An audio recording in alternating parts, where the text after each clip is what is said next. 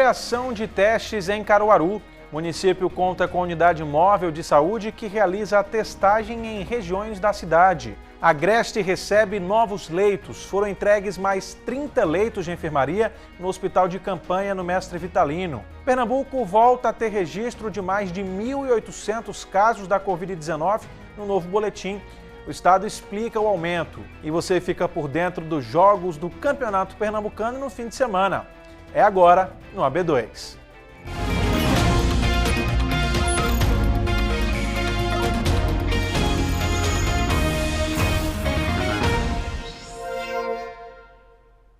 Olá, uma boa noite para você. A AB2 dessa sexta-feira está no ar.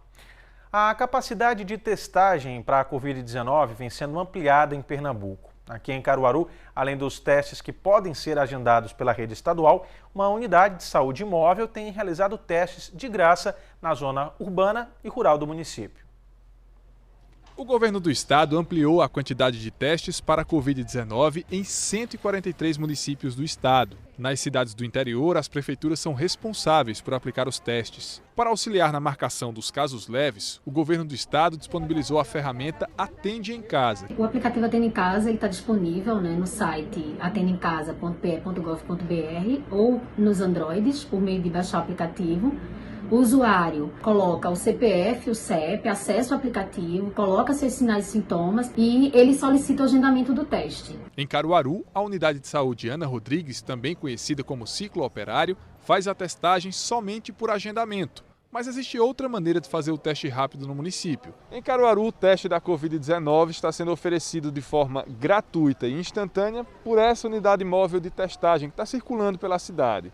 Se você estiver em algum lugar e encontrar essa unidade, você pode ir até lá para fazer um cadastro e buscar fazer o teste. O resultado sai com cerca de 15 minutos. Mas a Secretaria de Saúde orienta que as pessoas que fazem esse tipo de teste devem ter tido os sintomas e não estarem com eles no momento da testagem. Esse teste ele vai dar o resultado de positivo e negativo. Então, quando sai positivo, não quer dizer que a pessoa está com o vírus no momento. Ela pode ter tido anteriormente um contato prévio. Todo dia, a unidade móvel vai para um local diferente do município. A Prefeitura de Caruaru disse que escolhe o roteiro da unidade, levando em consideração critérios técnicos. É um sistema que a gente criou em parceria com a Universidade de Pernambuco e financiado também pela Embaixada do Reino Unido, que foi o sistema que a gente está chamando de pátio. O sistema mostra, por exemplo, quais são as áreas onde a gente tem o maior número de registros de síndromes gripais, esse é um exemplo, que áreas da cidade a gente tem mais registros de síndrome gripal. Onde a gente tem mais síndrome gripal é aquela área que tem mais pessoas vulneráveis a potencialmente serem suspeitos ou realmente serem os confirmados da Covid. Então, a gente direciona a unidade para essas regiões onde há um maior registro, onde também tem mais idosos e pessoas com doenças crônicas. Dona Alvaneide disse que estava apreensiva sem saber se já tinha contraído a doença. Ela falou que vai continuar tendo muito cuidado, mas ficou aliviada por saber que o teste dela deu negativo. Tenho minha família, tomo conta do meu pai e de minha mãe, e tenho um filho em casa que praticamente não sai. Então tudo isso, eu só quero meu bem, também tenho que pensar no próximo. Esse exame, de toda forma, traz alívio. Nossa, você não tem noção, uma benção. Que alívio, né? E olha, foram entregues hoje novos leitos de enfermaria no Hospital Mestre Vitalino. A ampliação da estrutura de saúde tem a meta de dar conta da demanda de leitos aqui no Agreste. Funcionando desde junho, o Hospital de Campanha já atendeu 178 pacientes em Caruaru. 107 deles testaram positivo para o novo coronavírus. Ontem, o estado anunciou mais uma ampliação. 30 novos leitos de enfermaria começaram a funcionar nesta sexta-feira. Hoje nós abrimos mais 30 leitos de enfermaria no Hospital de Campanha aqui do Mestre Vitalino, passando a contar agora com 60 leitos de enfermaria e 20 leitos de UTI nesse Hospital de Campanha.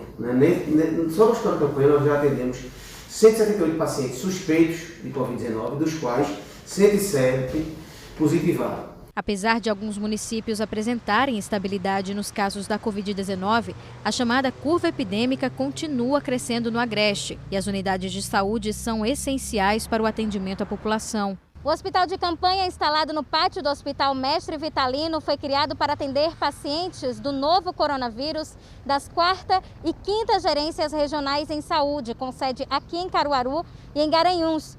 A promessa do governo do estado era de que ele teria capacidade para 104 leitos, mas estava atuando com menos da metade. Agora, após a ampliação, a unidade passa a receber até 80 pacientes. Agora são 60 leitos de enfermaria e 20 de UTI. Se todos estivessem prontos desde a inauguração do hospital de campanha, pacientes como o seu Antônio não iriam precisar ser transferidos para a capital pernambucana. Olha, começou dor de cabeça, dor nos ossos, febre, entendeu? Dor nas pernas, entendeu? Começou assim. E o cansaço muito grande. Levei ele para a UPA do Vassoural e quando chegou na UPA do Vassoural ele ficou internado uns 2 dias. De lá transferiram ele para o Boa Vista, aí do Boa Vista ficou lá também mais uns 2 dias. Depois transferiram ele para o Manuel Afonso, ele passou lá mais ou menos uns 15 dias, 20 dias e depois deram alta a ele. Ele voltou para casa, ele só passou só 2 dias. Aí foi quando eu liguei para minha cunhada. E então ela pediu para levar para Bezerros. Eu levei ele para Bezerros, fez os exames. O médico falou lá em Bezerros, disse que ele tinha que ir urgentemente ir para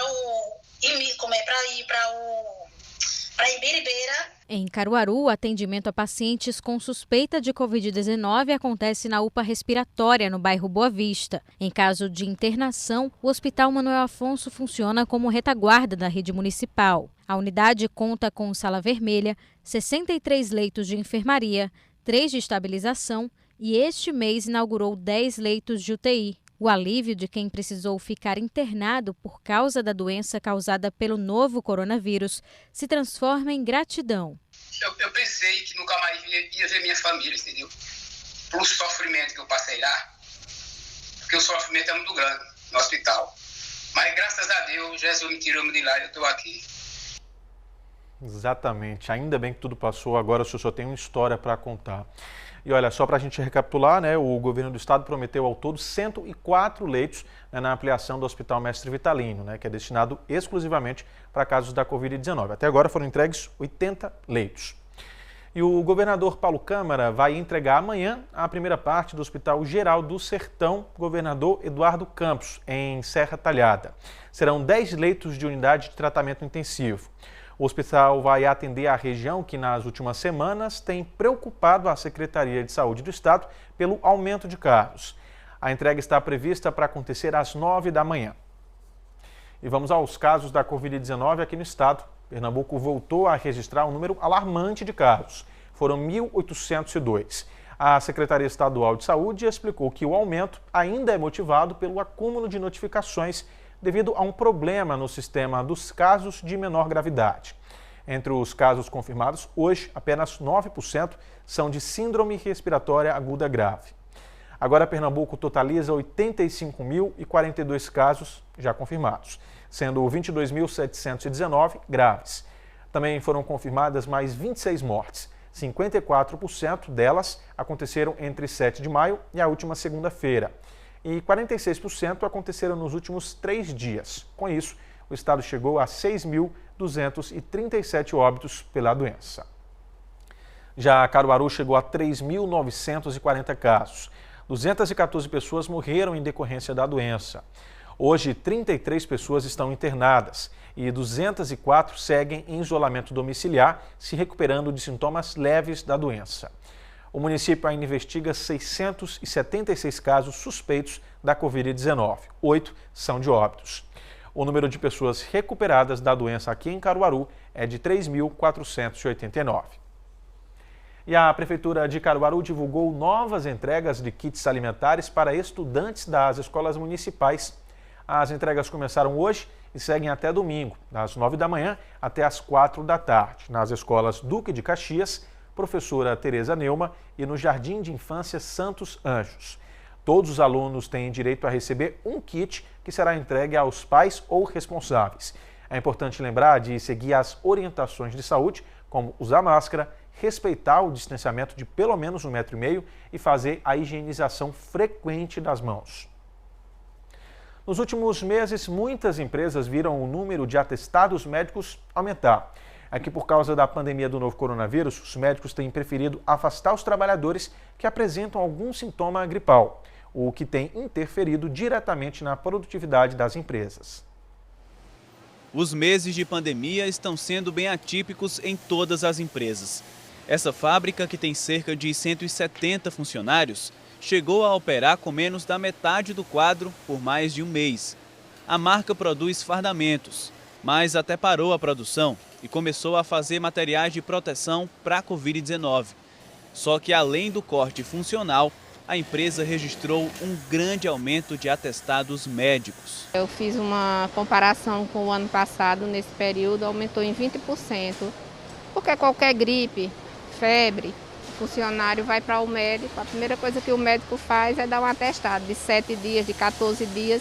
E de fato os atestados foram necessários, às vezes por casos de contaminação da Covid-19 ou por precaução dos médicos. Mas também é fato que a produção, que já estava pequena, foi impactada diretamente. Muitos que nem trazem o atestado, se chegar com qualquer sintoma de gripe, de febre, morreu alguém da família, ou está doente um pai, uma mãe, e teve contato, então liga para a gente, aí já não vem. E por ser um momento crítico de saúde pública, esse cenário se repetiu em praticamente todas as empresas. É normal, mas como é um tempo diferente para todo mundo, é importante ficar atento ao que é lei quando falamos de atestados médicos. Vamos pegar a pandemia do novo coronavírus como exemplo. Muitas denúncias chegam na Gerência Regional do Trabalho e Emprego, mas na verdade os casos não são precisamente tratados como irregulares. As empresas não são obrigadas a afastar aqueles funcionários que façam parte do público de risco da Covid-19. No caso dos colaboradores que tiveram contato com pessoas infectadas, o afastamento só é obrigatório com a apresentação do atestado médico. Segundo a Gerência Regional do Trabalho e Emprego, nesses casos, o que deve prevalecer é o bom senso.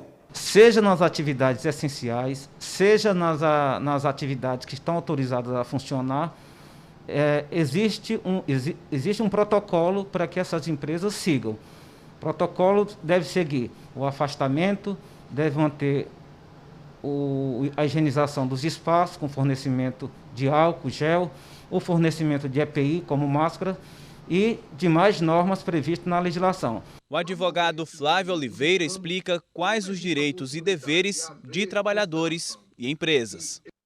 O empregador ele tem como obrigação pagar até 15 dias de afastamento. A partir daí, fica a cargo da Previdência Social o pagamento através do auxílio-doença. Vale lembrar o seguinte, que quando o trabalhador ele apresenta o atestado médico, ele não está em condição, ele está dizendo que não está em condição de executar suas atividades laborais. Então, ou seja, ele não estaria em execução também, ou condição, de estar andando, enfim, viajando ou fazendo algumas outras atividades. Sob pena desse atestado médico ser considerado como nulo, eventualmente, na Justiça do Trabalho.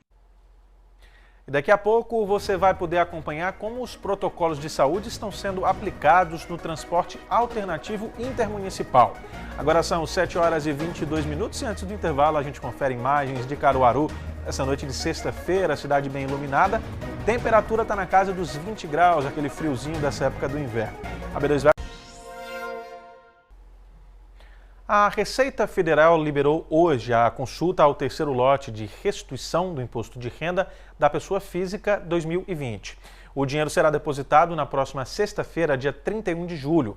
Cerca de 4 milhões de contribuintes que entregaram a declaração até o dia 28 de março serão contemplados. Para saber se você teve a declaração liberada, basta acessar o site receita.economia.gov.br.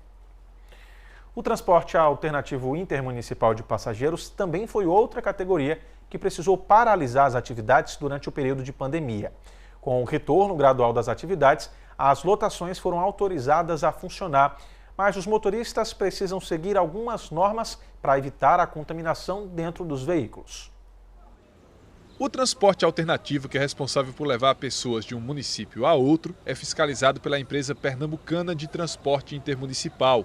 O governo do estado é quem regulamenta essa atividade e também fiscaliza o cumprimento das normas. Nessa época de pandemia, os motoristas de lotação precisam ter cuidados especiais para minimizar o risco de contágio da Covid-19. O transporte complementar voltou a atuar depois do dia 8 de julho, quando houve a liberação por parte do governo do estado.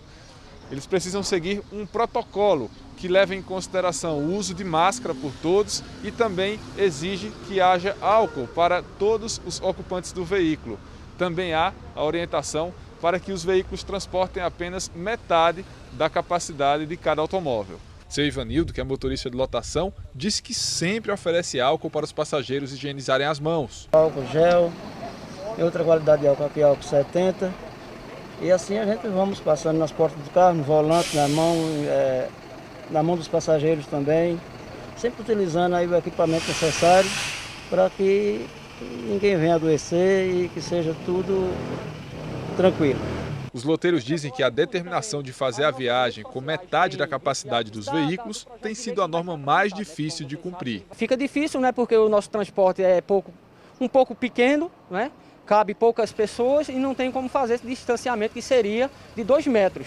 Como também nos ônibus, eu acredito que não tenha como fazer isso. Elaboramos aqui um panfletozinho informativo, passamos para todos os nossos pessoais para colocar dentro dos carros, né, para que na hora que o passageiro entrar ele já possa ler as informações ali. Vitória diz que escolheu viajar de lotação porque só o transporte alternativo está fazendo a rota que ela deseja. Mas ela falou que fica preocupada em ter que ficar tão perto de outros passageiros. Como não está tendo ônibus, né, que o ônibus parou por causa da doença, é a opção que tem, né? Vou com preocupação, porque é todo mundo muito perto um do outro também, né?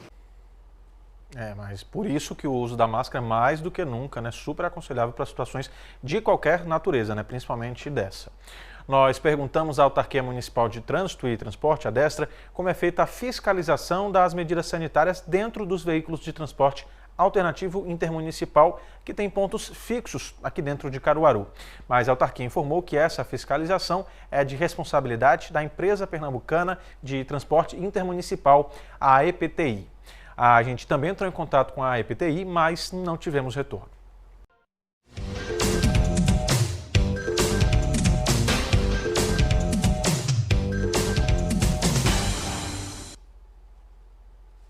E o fim de semana vai ser emocionante. No próximo domingo tem as quartas de final do Campeonato Pernambucano. É só jogo decisivo.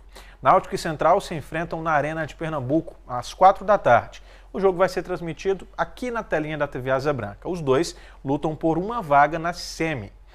Já Retro e Afogados jogam no mesmo dia e estádio, só que o jogo acontece às 8 horas da noite. Essa partida você confere os destaques no tempo real do GE Caruaru e região e também ao vivo no Sport TV. O vencedor de Náutico e Central jogam contra o Santa Cruz, que já está classificado para a semi direta da primeira fase. Quem avançar entre Retro e Afogados jogam contra o Salgueiro. Vamos terminar a sexta com um exemplo de superação e lição de vida. É que um professor está pegando a bicicleta e entregando as lições na casa dos alunos. Não é obrigação dele, mas é um exemplo como educador. Uma vez por semana, a rotina de Arthur é mais puxada.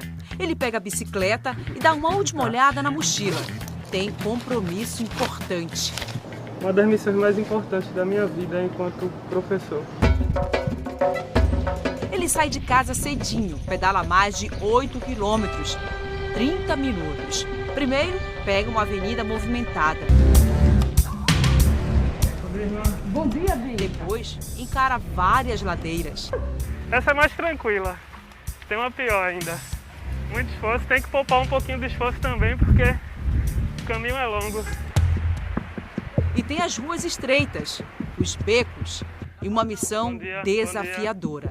Comprometimento. Essa palavra define todo o esforço do Arthur. Ele é professor de uma escola pública e agora, durante a pandemia, está dando aulas virtuais. Mas nem todos os alunos têm acesso à internet. Por isso, ele vem até a comunidade para entregar as tarefas escolares impressas para os estudantes. Estou trazendo mais uma atividade para a Adriele. A Adriele não tinha como assistir às aulas porque o único celular da família é esse da avó, que não acessa a internet. Esse aí não pega internet? Não. Não pega, só é para ligar? Para ligar, atender e receber. Pega nada, nem bater foto presta. A aluna do 7º ano finalmente pôde continuar estudando durante a pandemia. Eu comecei a ficar mais dentro de casa, estudando, fazendo a tarefa. Você gosta quando ele chega? Gosto. Por quê? Porque ele traz, né, as tarefas.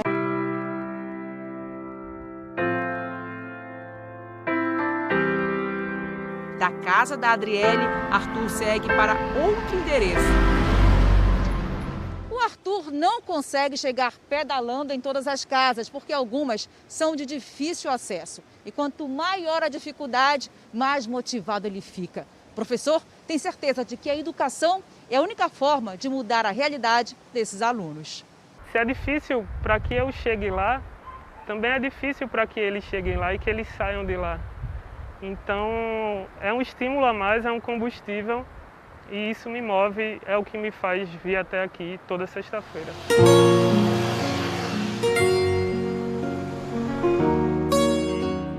A atitude de Arthur salvou o ano de Alícia. A estudante de 12 anos tem 4 irmãos. Todos precisam do único celular da casa para ter aulas online. Ela não estava conseguindo acompanhar e já pensava no pior. Não tinha coragem de chegar na escola e dizer reprovada, porque eu ia achar totalmente sem coisa. Você acha que se não fosse essa atitude do professor, você iria reprovar esse ano? Iria. Acha que ia reprovar mesmo? Por quê? Porque sem tarefa nenhuma, a internet não pegava e não tinha como. Você ia perder o ano? Eu via que ela ia terminar reprovando. Então, quando ele chegou aqui, para mim foi uma surpresa muito grande, porque nem ela me falou. Quando eu já escutei, já foi ele chamando aqui na porta e entregando já as atividades a ela, então eu achei muito bom. Não é só entregar as tarefas. Arthur se importa com o resultado. Glória, dona Darla.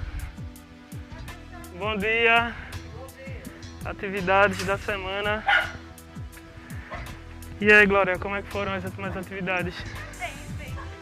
Conseguiu fazer todas? Tá.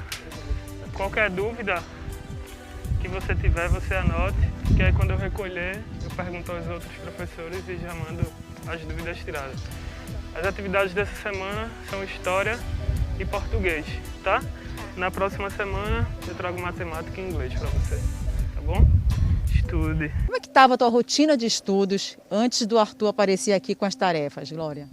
Estava complicada, porque aqui em casa só tem um celular. E o celular da minha mãe, ele tá quebrado. Ele não tá funcionando muito bem.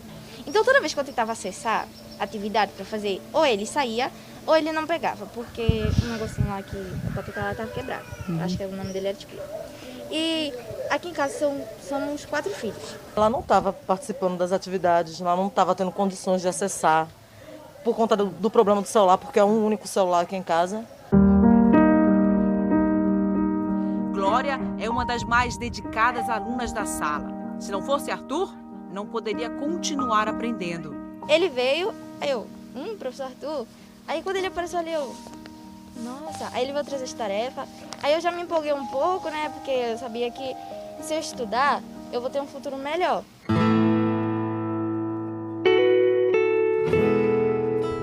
A camisa que Arthur usa para fazer as entregas traz a frase que resume essa missão: lute como um professor. E ele vai seguir nessa batalha até o fim. Eu acredito que a educação é universal e ela precisa chegar a todos, independente de classe social, independente de condições. Então é isso que eu tento fazer. Eu acredito que a educação no nosso país ela é a única chave de transformação. Então, para mim é mais do que estimulante, mais do que gratificante, trazer um pouco de educação para esses estudantes.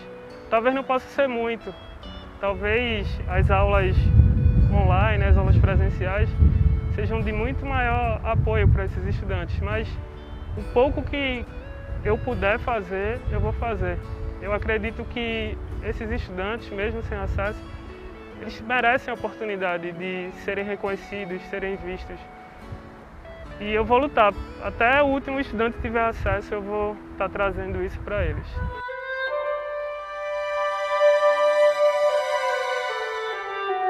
Arthur está levando mais que educação. Ele leva também esperança. Eu tenho muito orgulho de ser aluna dele. Quando eu vi que ele também sentia carinho por todos os alunos, então, aquilo me deu um orgulho de ser da escola, de ser aluna dele. Foi afeto, carinho que ele teve. Ele saiu da casa dele, que é longe, né? Pra vir trazer a história pra gente de bicicleta. Não vou esquecer. Vou me lembrar sempre do que ele está fazendo por todos os alunos.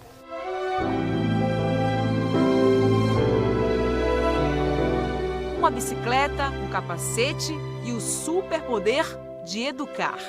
Uma vez por semana, Arthur sai de casa para ser quase um herói.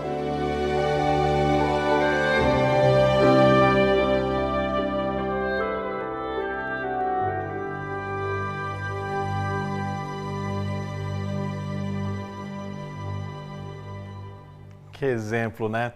E olha, falando em estudos, a gente lembra que as datas do Enem 2020 já foram definidas. O MEC, o Ministério da Educação, e o INEP divulgaram que o exame será aplicado em janeiro e em fevereiro de 2021. As provas escritas serão no dia 17 e 24 de janeiro e as provas do Enem digital serão nos dias 31 de janeiro e 7 de fevereiro. A B2 dessa sexta-feira está terminando. Bom início de fim de semana para você. Lembrando, fique em casa, só saia em caso de necessidade. A gente se encontra mais cedo amanhã no AB1. Até mais.